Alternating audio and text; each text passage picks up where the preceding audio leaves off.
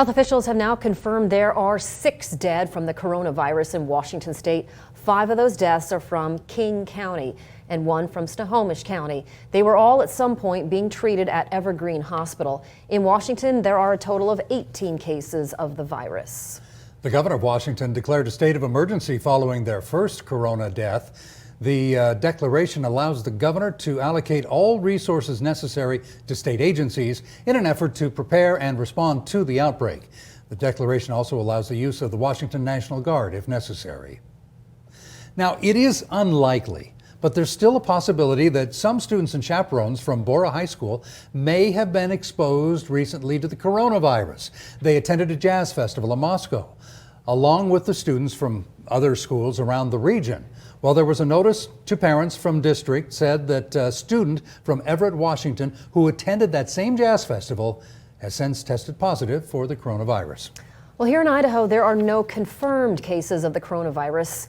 According to the latest data from the Department of Health and Welfare, 2 people have been tested, 32 people have been monitored. But again, no confirmed cases here in Idaho. Health and Welfare says the Gem State is right now at a low risk for it.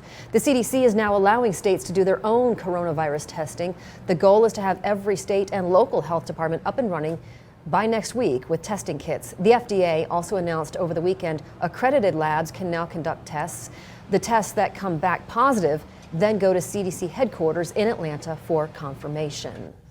Looking at the coronavirus in other parts of the world, Italy has emerged as the hardest hit country in Europe. The number of cases in Italy soared by 50% on Sunday to more than 1,700. Here's what Venice looks like right now, not more than a week after many were aware the coronavirus had arrived there. When the U.S. State Department upped the travel advisory to its highest level, Rosemary McMillan from Nebraska faced calls from parents at her daughter's school. I had parents calling me and saying, well, what are your contingency plans for when you arrive back? Like we were going to put ourselves in quarantine. And I was just like, no, that's not the way it's going to work. Italians have been worried about the health of Pope Francis, who had to pause to cough a couple of times during yesterday's prayers. Vatican officials tells us that His Holiness has a bad cold. While we're seeing cases pop up in other parts of the World Health Organization says the number of cases in China, where the outbreak started, continued to decline. Yesterday, China reported 206 new cases of coronavirus, the lowest in more than a month. In the last 24 hours, there were almost 9 times more cases reported outside China than inside China. The epidemics in the Republic of Korea, Italy, Iran, and Japan are our greatest concern. So globally, the coronavirus has killed more than 3,000 people, the vast majority in mainland China. There are now more than 88,000 cases with infections on every continent except Antarctica. Now, if you're planning on traveling for spring break, keep in mind most travel insurance won't cover epidemics. Once a virus is known, it is no longer considered an unforeseen event. And so if you cancel, you may not get your money back. What's more, many insurance companies explicitly state epidemics and pandemics are not covered reasons for canceling a trip. Now, there are some policies that will allow you to cancel for any reason, but they're pretty pricey, costing up to 50% more. A Boise couple cruising overseas had their vacation cut short by 11 days. The culprit, fears of coronavirus spreading at ports of call and possibly on board their ship. Well, tonight in the story you'll see only on CBS 2, Jack and Jan Scripps are back home now in Boise. They embarked upon the Regent cruise ship last month.